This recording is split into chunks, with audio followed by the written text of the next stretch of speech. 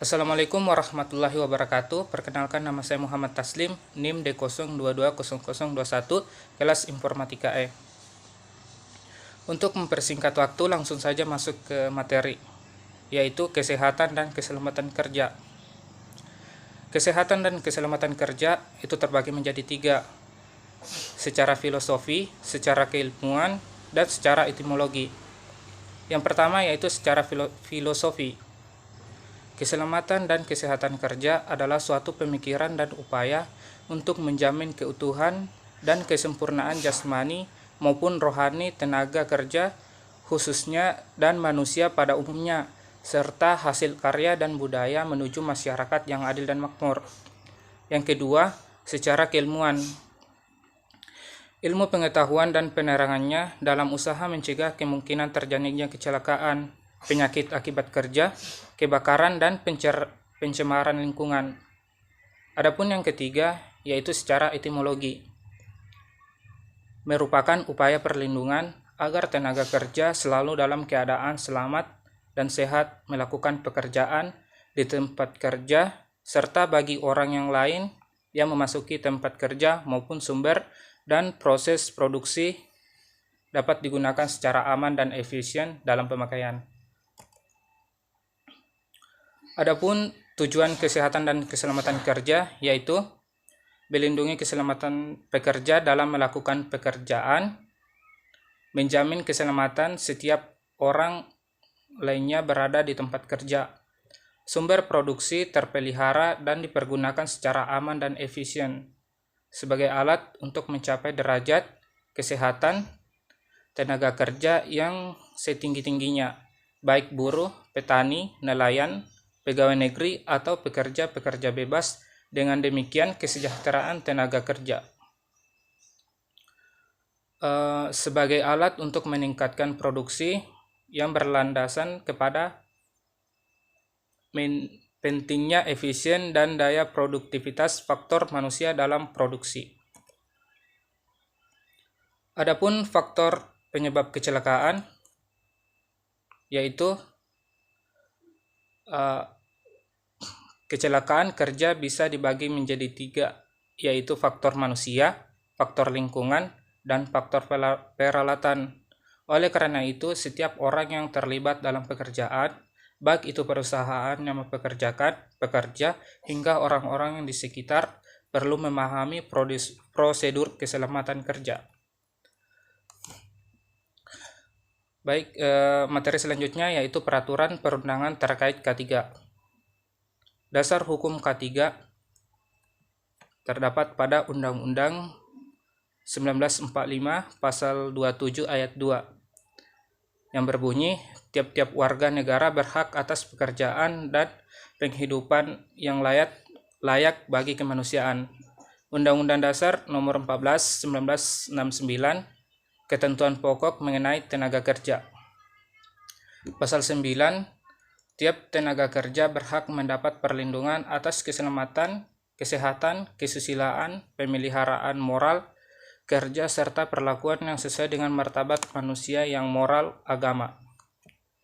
Pasal 10, pemerintah pembina perlindungan kerja yang mencakup nama keselamatan kerja, norma kesehatan kerja yang higienis perusahaan, norma kerja, pemberian ganti kerugian, perawatan, dan rehabilitasi dalam kecelakaan kerja.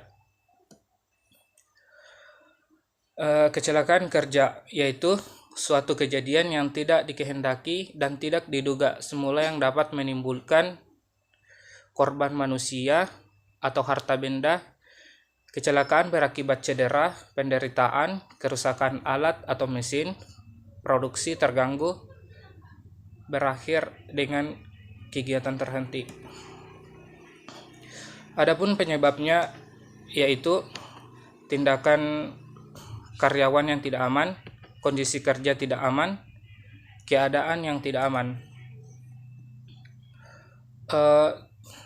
Tingkat dan sumber bahaya terbagi lagi menjadi tiga, yaitu hazard, danger, dan harm.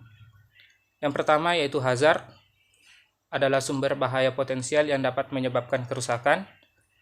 Danger merupakan tingkat bahaya dari suatu kondisi di mana atau kapan muncul sumber bahaya. Yang terakhir yaitu harm, kerusakan atau bentuk kerugian berupa kematian, cedera, sakit fisik atau mental, kerusakan properti, kerugian produksi, kerusakan lingkungan, dan kombinasi dari kerugian-kerugian tadi. Materi selanjutnya itu alat pelindung diri atau APD.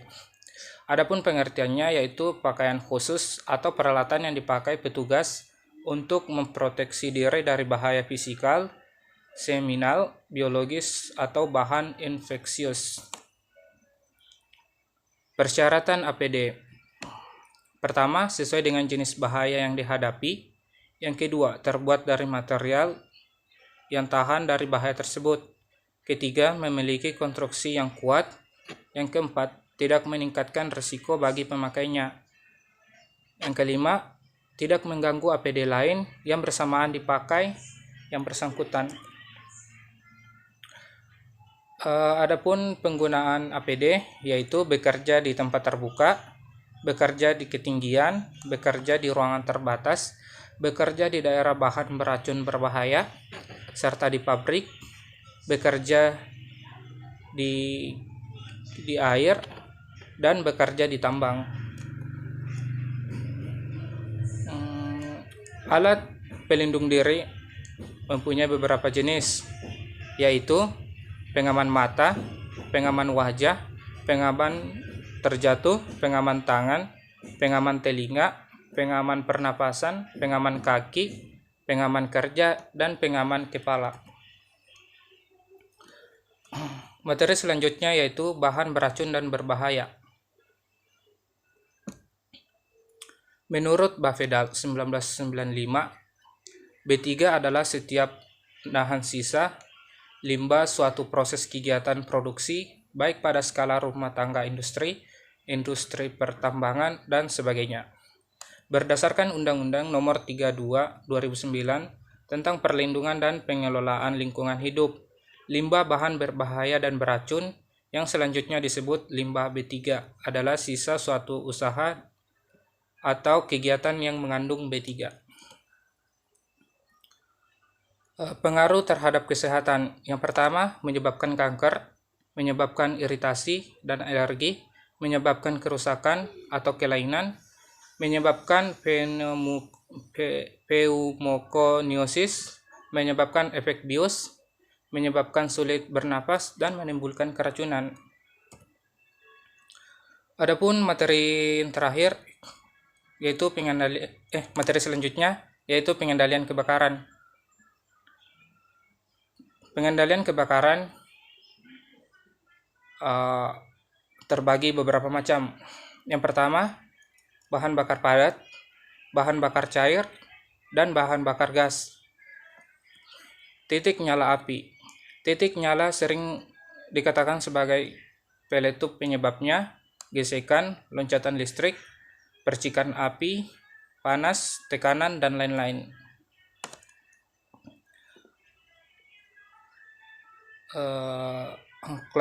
Klasifikasi kebakaran. Kelas A, kebakaran yang disebabkan oleh benda padat, misalnya kertas, kayu, plastik, karet, busa, dan lain-lainnya. Kelas B, kebakaran yang disebabkan oleh benda-benda mudah terbakar, berupa cairan, misalnya bensin, solar, minyak tanah, spiritus, alkohol, dan lain-lain. Kelas C disebabkan oleh perlengkapan listrik, seperti motor, generator, kabel saklar, PHB, dan peralatan elektronik lainnya. Kelas D, kebakaran logam seperti sem, magnesium, serbuk aluminium, sodium, titanium, dan lain-lainnya. Adapun materi yang terakhir yaitu ergonomi. Pengertian dari ergonomi menurut Woodside dan Kochurek 1997 adalah kajian yang integral antara pekerjaan, alat, tempat, dan lingkungan kerja, yaitu lingkungan di mana pekerja dapat melakukan pekerja dengan aman dan nyaman. Sekian dari saya. Assalamualaikum warahmatullahi wabarakatuh.